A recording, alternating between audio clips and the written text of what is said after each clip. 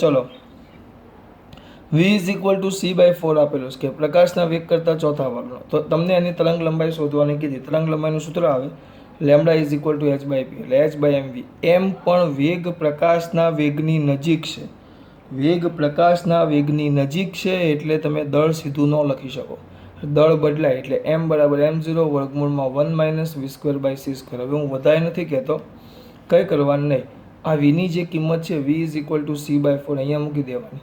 એટલે શું થશે? c સ્ક્વેર બાય 16 થશે. 6 સ્ક્વેર બાય 16 ડાયરેક્ટ લખું છું. c સ્ક્વેર જાય એટલે 1/16 એટલે 16 માઇનસ 1 એટલે 15/16 એનો એ કિંમત અહીંયા મૂકી દેવાની એટલે તમારો જવાબ આવી જાય. વર્ગમૂળમાં 15/16 એ રીતે તમે કિંમત મૂકશો એટલે આવી જાય. બેટા આ કરી આવડશે ને? એટલે ખાલી કરવાનું શું છે, આ વેગની કિંમત અહીંયા મૂકી દેવાની છે અને એમ મેળવવાનું છે પછી. ચલો પછી કયો 70 પછી 71. બોલો 71 હા. 1 ઇલેક્ટ્રોન 0.5 ગુણ્યા 10⁻⁴ ટેસ્લાના સમાન ચુંબકીય ક્ષેત્રને ચલો એક મિનિટ. ચુંબકીય ક્ષેત્ર B બરાબર કેટલું કીધું તે દીકરા? 5 ગુણ્યા 0.5 ગુણ્યા 10⁻⁴ ટેસ્લામાં. આગળ જે 2 mm ત્રિજ્યાના વર્તુળાકાર માર્ગે ગતિ કરતો હોય તો એટલે ત્રિજ્યા આપી દીધી r બરાબર 2 mm. 2 mm નો ચાલે અને 2 ગુણ્યા 10⁻³ મીટર.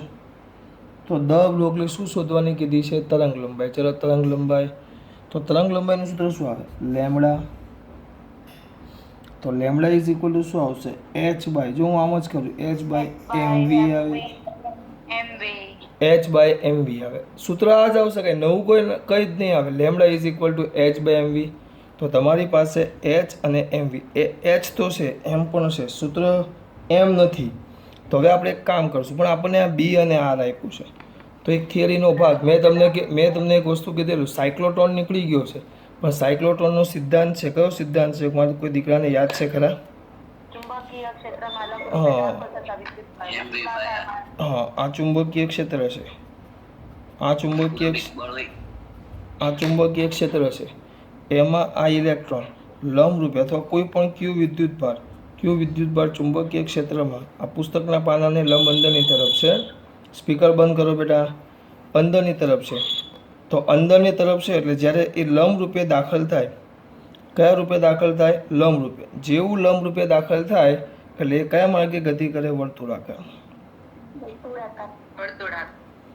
વર્તુળાકાર. અને એ વર્તુળાકાર માર્ગની ત્રિજ્યાને આપણે શું કહેતા?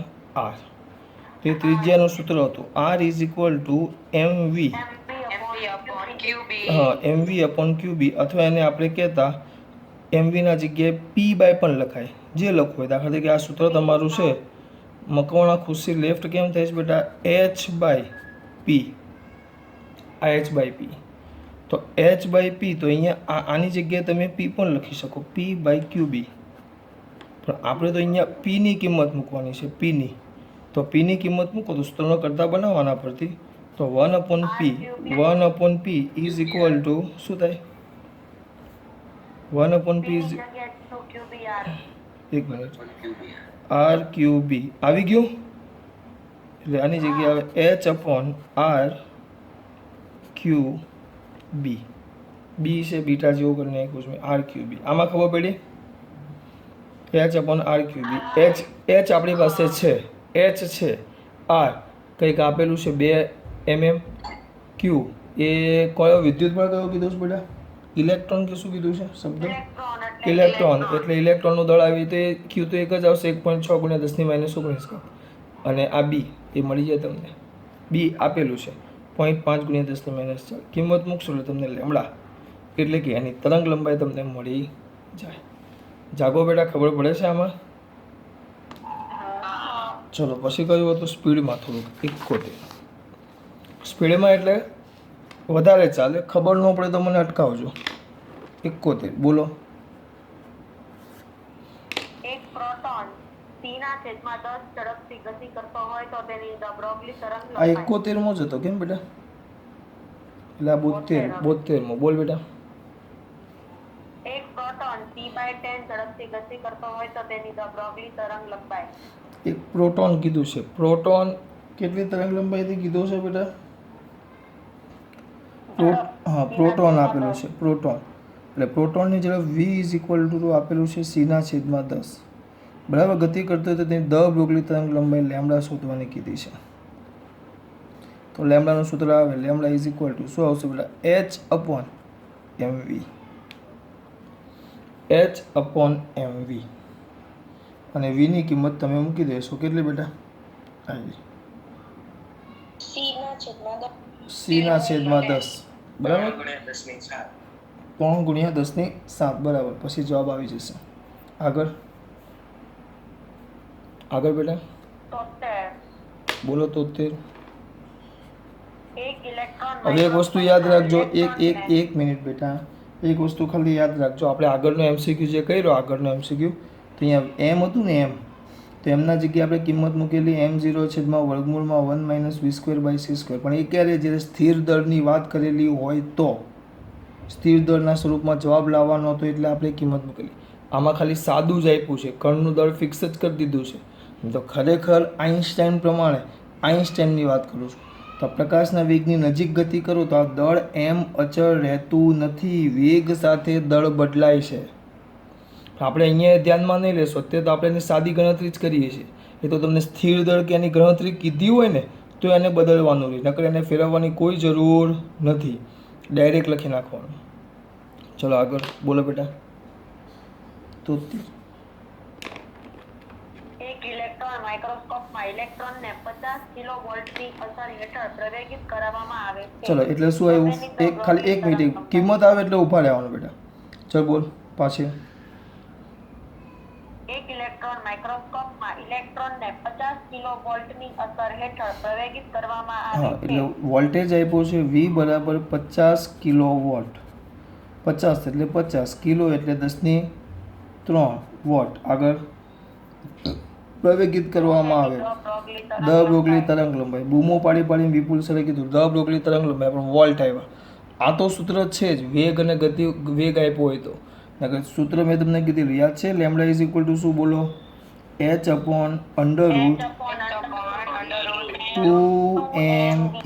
અથવા તો h/√2mev અથવા તો h/√2mk.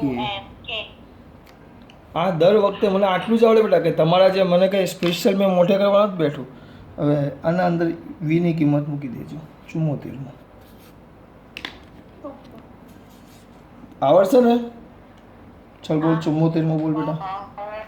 ઓકે બોલો 74. હા એક ઇલેક્ટ્રોન 10 કુલમ જેટલા બિંદુવત વિદ્યુતભારથી 10 મીટર અંતરે છે. એક મિનિટ હવે આમાં થોડીક શાંતિ રાખજો. એક કોણ કીધું છે? ઇલેક્ટ્રોન. આ ઇલેક્ટ્રોન છે. એ 10 કુલમ જેટલા વિદ્યુતભારથી એટલે એક વિદ્યુતભાર લઈ લો ક્યુ જેનો વિદ્યુતભાર છે 10 કુલમ. બરાબર. તો 10 કુલમ વિદ્યુતભારથી 10 મીટરના અંતરે છે. એટલે આ તમારું અંતર r થઈ ગયું. આગળ બેટા. તેની કુલ ઉર્જા 15.6 × 10⁻10 જૂલ છે. તેની કેટલી ઉર્જા કીધી છે લોકોએ? કુલ ઉર્જા. તેની કઈ ઉર્જા કીધી છે? કુલ ઉર્જા. કુલ ઉર્જા એટલે E બરાબર કેટલા બોલ્યો બેટા તું? 15.6 × 10⁻10 જૂલ. તો આ ઇલેક્ટ્રોનની આ સ્થાને દ બ્રોગલી તરંગ લંબાઈ શોધો. આ સ્થાને દ બ્રોગલી તરંગ લંબાઈ શોધો. આ સ્થાને દ બ્રોગલી તરંગ લંબાઈ શોધો. તો લેમ્ડા શોધો ને. લેમ્ડા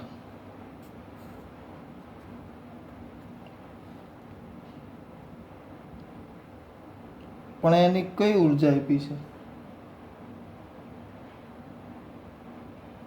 આ તો પેલા એ તો મને ખબર પડી કે આ તો ચોપડીનો આપણો બેઠો દાખલો છે. યાદ કરો. કઈ નહીં. ચલો અહીંયાથી રાખો. લેમ્ડા ઇઝ ઇક્વલ ટુ આપણે h/p જોઈએ. ઓ બાળકો, હા હા લેમ્ડા ઇઝ ઇક્વલ ટુ શું જોશે? H by P. પણ ડાયરેક્ટ ગતિ ઉર્જા હોય તો પણ ચાલે. એટલે અહીંયા એક સૂત્ર આપણે જે કરીએ છીએ એમાં થોડુંક આપણે ધ્યાન રાખવું પડશે. આ ઈ છે ને ઈ એટલે એ લોકો કઈ ઉર્જા લે છે? અહીંયા ઈ એટલે ગતિ ઉર્જા લેશે. ઈ એટલે ઉર્જા સ્વરૂપ કે આપણે જો ગતિ ઉર્જા હોય તો કે લખવાનું અને વિદ્યુત સ્થિતિમાન હોય તો ઈવી લખવાનું. એ આપણે કીધું. ઈ હોય તો ગતિ ઉર્જા હોય તો કે લખવાનું અને વિદ્યુત સ્થિતિમાન હોય તો ઈવી લખવાનું. તો અહીંયા અંદરમાં જવાબ છે √2mk. તો તમારી પાસે ગતિ ઉર્જા કે હોવી જોઈએ, પણ અહીંયા તમારી પાસે કુલ ઉર્જા ઈ છે. ઈ પ્લસમાં છે કે એવું કંઈ આપ્યું જ નથી, લોકો ઈ પ્લસમાં જ છે. જો mk lambda is equal two h/√2mk. h/√2mk. એટલે ધ્યાન આપજો, અહીંયા આપણે થોડુંક સુધારો કર્યો કે ઉર્જા ઈ માં બે આવે. કઈ ઉર્જા લખવાની? ગતિ ઉર્જા અને અથવા તો અસ્થિતિ ઉર્જા, એટલે વોલ્ટેજ વાળો. બરાબર. હવે અહીંયા ધ્યાન આપો, શું કીધેલું પાછું એકવાર જોઈ લઈએ કે મેં જે રકમ હતી એની આકૃતિ દોરી કે આ ઇલેક્ટ્રોન છે. ઇલેક્ટ્રોન એ કોઈ ક્યુ વિદ્યુતભારથી, કોઈનું સ્પીકર ચાલુ છે, ઇલેક્ટ્રોન એ ક્યુ વિદ્યુતભારથી 10 મીટરના અંતરે છે. ઇલેક્ટ્રોન એ ક્યુ વિદ્યુતભારથી 10 મીટરના અંતરે છે. તો 10 મીટરના અંતરે છે તો આ કીધું તો ત્યારે એની કુલ ઉર્જા આટલી છે. કુલ ઉર્જા તમારે લેમ્ડા શોધવાનું. Lambda is equal to H by P, અથવા આપણું સૂત્ર આવે lambda is equal two h/√2mk. તમારે ગતિ ઉર્જા જોઈએ. કુલ ઉર્જા તમારી પાસે છે એટલે તમે સ્થિતિ ઉર્જા શોધવા ગયા. યુ બરાબર, બોલ ને બેટા. આપણે h/√2m ઈ નો વાપરી શકીએ? ના, એ નથી. મેં એટલે તો તમને કીધું કે ભલે હું આગળ એમ કહેતો હોય કે ઈ કુલ ઉર્જા વાપરીએ, પણ એ કુલ ઉર્જા તરીકે તમે શું લઈ શકો? ગતિ ઉર્જા અને આ ઈવી જ લઈ શકો. ઈ બરાબર. એટલે તો હું પાછું કહું છું, આ કુલ ઉર્જા એટલે તમારે કુલ ઉર્જા અહીંયા ઈ લખતો હું ઉર્જા માટે લખતો હું, ઉર્જા માટે હું લખું, પણ એ ઉર્જા તરીકે તમારે શું લેવાની? ગતિ ઉર્જા અને ઈવી. કુલ ઉર્જા બોલતો પણ ઉર્જા તરીકે કઈ લેવાની? ગતિ ઉર્જા અને ઈવી. આ પોટેન્શિયલના કારણે, વિદ્યુત સ્થિતિમાનને કારણે જે ઉર્જા મળે. બોલ્યો ખબર પડી બેટા? હા, થોડોક લોચો પડ્યો. મેં કીધેલું એ ભૂલ હતી, એમાં થોડીક ખામી હતી, પણ એ યાદ રાખજો કે ઈ તરીકે તમારે શું લેવાની બેટા? ગતિ ઉર્જા અને ઈવી. આ ઈવી જો આ જાઓ ને ઈવી, ટૂંકમાં તો એ ગતિ ઉર્જા જ થાય. જો કેમ, આ ઈવી એટલે ખરેખર શું થાય? સ્ટોપિંગ પોટેન્શિયલના કારણે વિદ્યુતભારને મળતી ઉર્જા જ થાય. આ કોઈ બીજી વસ્તુ નથી. સ્ટોપિંગ પોટેન્શિયલને કારણે મળતી વિદ્યુતભારની ઉર્જા જ થાય. કેમ? આ કેવી રીતે આવે? આ બે પ્લેટ છે, જુઓ, આ પ્લસ છે, આ માઇનસ છે. બરાબર. અહીંયાથી તમે વિદ્યુતભાર આમ લઈ જાઓ, આ બંને વચ્ચેનું વિદ્યુત સ્થિતિમાન વી હોય અને ઇલેક્ટ્રોન ઈ હોય, તો આપણે ભણી ગયા કે કોઈ ઇલેક્ટ્રોન વી વિદ્યુત સ્થિતિમાનમાંથી પસાર થાય ત્યારે એમાં ઉત્પન્ન થતી એને મળતું એના પર થતું કાર્ય W is equal two QV. QV એટલે આપણે EV લખતા. અને આ જે કાર્ય છે કયા સ્વરૂપે સંગ્રહ પામે? ગતિ ઉર્જા સ્વરૂપે, એટલે ડેલ્ટા K. બીજા ચેપ્ટરમાં આપણે આવું ભણેલા, યાદ કરો. એટલે આપણે ખરેખર અહીંયા યાદ રાખવાનું. એટલે મારી ભૂલ એમ કેવું તો પણ ચાલે, ઉર્જા ઈ કેવું તો ઈ નહીં, આપણે ઈ એટલે ઉર્જા, પણ ઉર્જા ક્યાં તો કે સ્વરૂપમાં લખો, ક્યાં ઈવી સ્વરૂપમાં. ડાયરેક્ટ ઈ ન ચાલે. એટલે તો બેટા જો ડાયરેક્ટ ઈ ચાલતું એટલે હું પહેલાં 1 મિનિટ અહીંયા ઊભો રહી ગયો તો એટલે જ ઊભો રહી ગયો હતો કે તમે ડાયરેક્ટ ઈ લખો તો આ જ જવાબ મૂકીને જવાબ આવી જવો જોઈએ.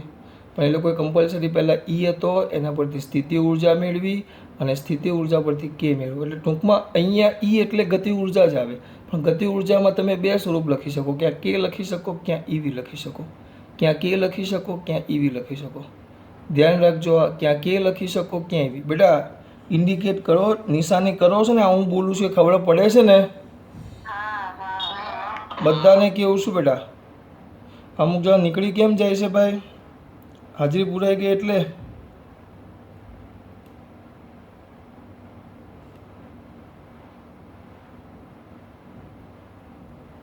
ઓ બાળકો, આગળ ચલો, આગળ ચલો. પછી કયા આવ્યા? એક પરમાણુની 10 અંશ સેલ્સિયસ તાપમાને ધ બ્રોગલી તરંગ લંબાઈ 0.4 એંગસ્ટ્રોમ છે. ધ્યાન રાખજો.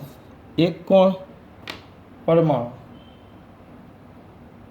તાપમાન આપ્યું છે ચલ બોલ, તાપમાન કેટલું આપ્યું છે? ટી બરાબર 10°C. ટી બરાબર 10°C. ધ બ્રોગલી તરંગલંબાઈ 0.4 એંગસ્ટ્રોમ છે. ધ બ્રોગલી તરંગ લંબાઈ આપી છે લેમડા બરાબર 0.4 એંગસ્ટ્રોમ. તો જો તાપમાનમાં 30°C વધારો કરવામાં આવે તો એટલે પરમાણુની એક મિનિટ ધ એક મિનિટ બ્રોગલી એક મિનિટ, એટલે તરંગલંબાઈ આ T1 થયો 10°, લેમડા 0.4°, બરાબર, લેમડા 1. T2 છે કેટલો વધારો કીધો તે? 30°C નો વધારો. 30°નો વધારો એટલે 40°C થાય તો તો લેમડા, પરમાણુની ધ બ્રોગલી તરંગલંબાઈમાં કેટલો ફેરફાર થાય? તો લેમડા 2 કેટલું થાય તમને શોધવાનું કીધું છે.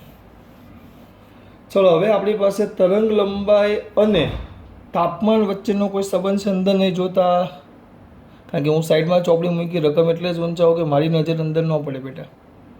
ચલો બોલો, તરંગ લંબાઈ અને તાપમાન વચ્ચે તરંગલંબાઈ અને તાપમાન. જો તરંગ લંબાઈ એટલે લેમડા હતું બેટા, એક સૂત્ર આપણને આવડે, lambda is equal to h upon under route શું આવે?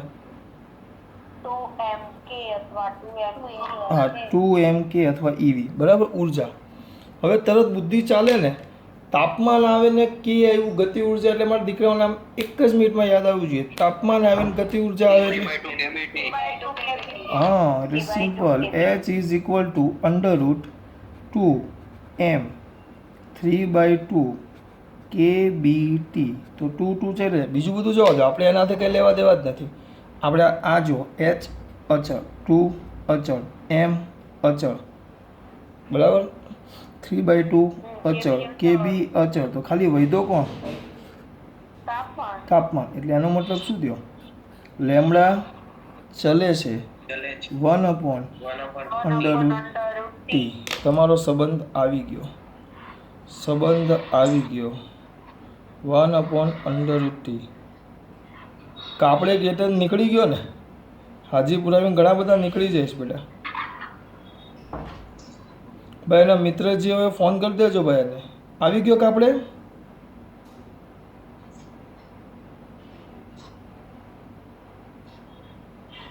છ 10 મિનિટ બાકી છે બાળકો, 10 મિનિટ પતે એટલે તરત જોઈન્ટ થઈ જજો, તરત જ.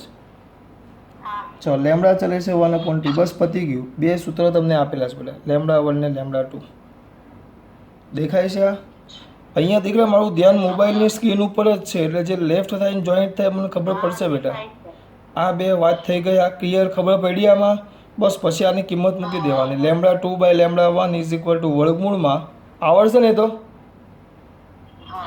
ચલો 76 પછી 77, સોરી 76, 75 પછી 76, બોલો બેટા. 1 મિલીગ્રામ દ્રવ્યમાન વાળા કણનો વેગ 72 કિલોમીટર પર સેકન્ડ છે. એક મિનિટ એક મિનિટ એ માતાજી શાંતિ, મને લખવા દે ને ભાઈ, હું રકમ નથી જોતો અંદર, બોલ.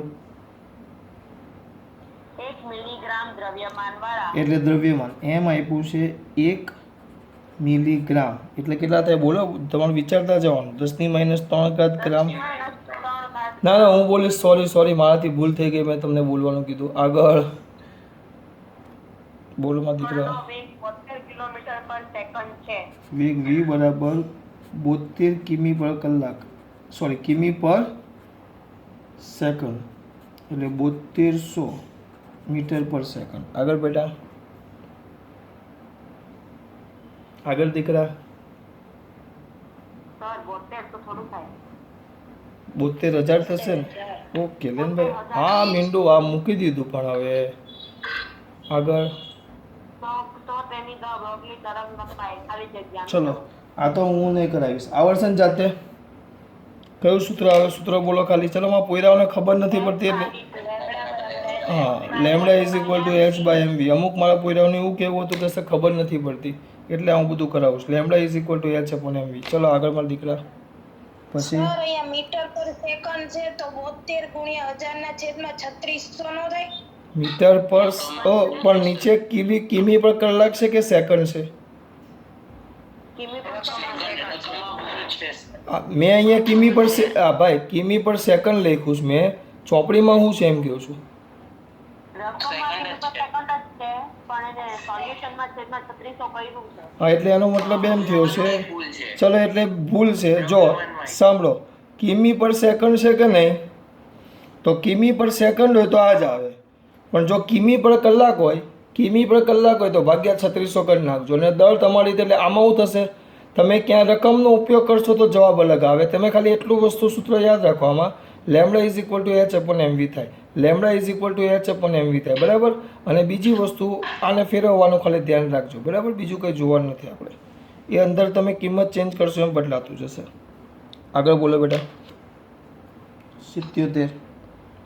77. નીચેનામાંથી કયો આલેખ કણના વેગમાનમાં ધ બ્રોગલી તરંગલંબાઈ સાથેનો ફેરફાર દર્શાવે છે? કર્ણના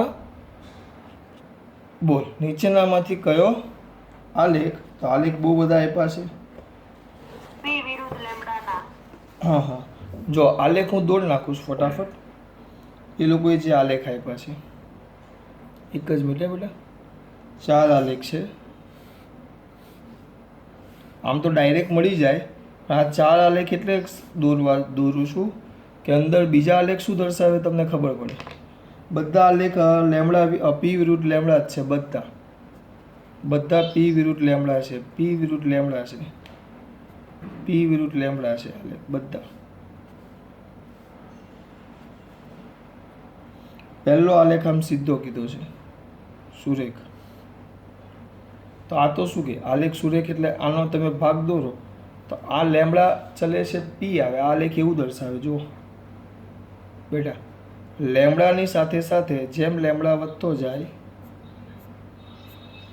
એમ પી વધતો જાય, એટલે આ તો શું દર્શાવે, લેમડા ચલે છે પી, સમપ્રમાણનો સંબંધ દર્શાવે, અથવા પી ચલે છે લેમડા દર્શાવે. એટલે આ વાત કેવી થઈ ગઈ, ખોટી.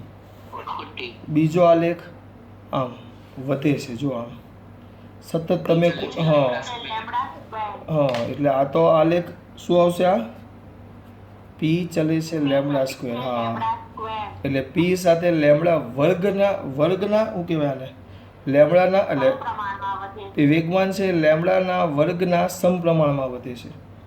પછી ત્રીજું એક આમ આપ્યું છે, અને એક આમ આપ્યું છે, હા, પી ચલે છે આ લેમડા. તો આ જે છે એ શું દર્શાવે, આ પણ પી સમય સાથે પહેલા ઝડપથી વધે. આ જે છે, તમે કોની વાત કરો, પહેલા આની વાત કરો. આની શું આવશે, વ્યસ્ત છે. જો જેમ એક મિનિટ હું બોલું, જેમ લેમડા વધતો જાય છે એમ પી ઘટતો જાય. અને આપણે ધ બ્રોગલી તરંગ લંબાઈનું સૂત્ર હતું lambda is equal to H by P. તો સૂત્ર વ્યવસ્થિત લખો તો લેમડા ચલે છે 1/p, એટલે બંને એકબીજાના વ્યસ્ત સમપ્રમાણમાં છે. એટલે એક જેટલું વધે એટલું બીજું ઘટે, એટલે આ લેખ આવે. અને આમાં આ રીતે બતાવો તો ઢાળ હા, આ શું આવશે, પી ચલે છે શ્યોર,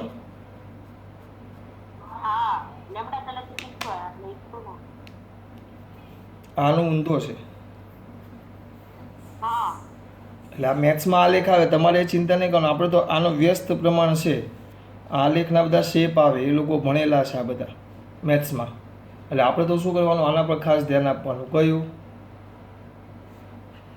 આના પર. આ લેમડા ચલે છે 1/p પર, બરાબર. ચલો પછી કયો, 78. બોલ બેટા.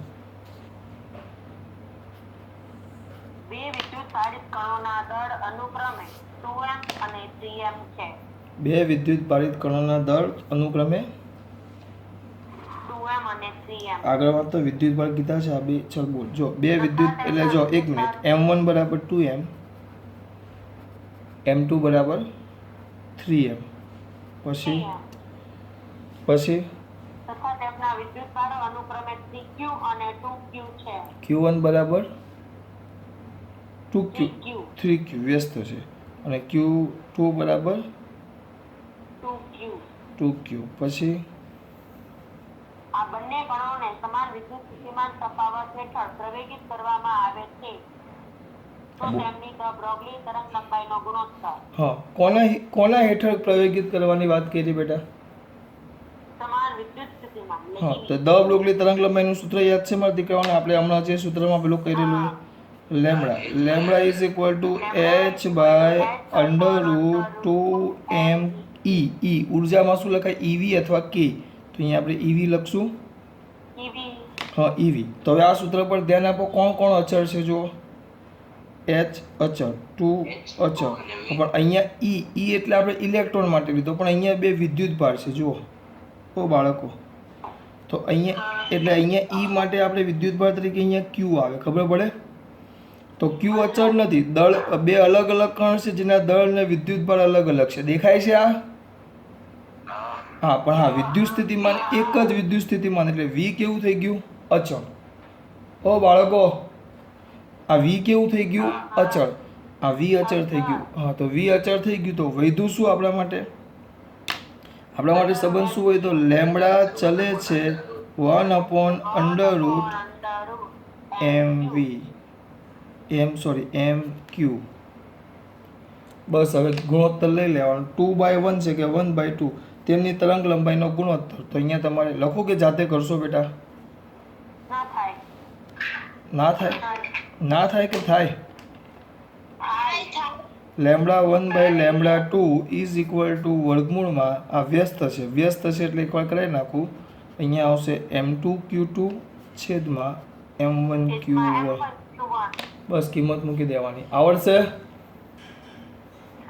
ચલો હવે પીરિયડ પતવાનો જ છે. 2 મિનિટ આપું છું. કેટલી વાર છે હજી જુઓ તો કે પતવા આવ્યું? હવે 53 થઈ. હા તો એક કામ કરો, 11 જોઈન્ટ થઈ જજો. બરાબર? હા ચલો હા એટલે ફ્રેશ ના બેટરી ચાર્જ કરો, તમે ચાર્જ થાવ. 11 જોઈન્ટ થજો. ચલો મૂકો.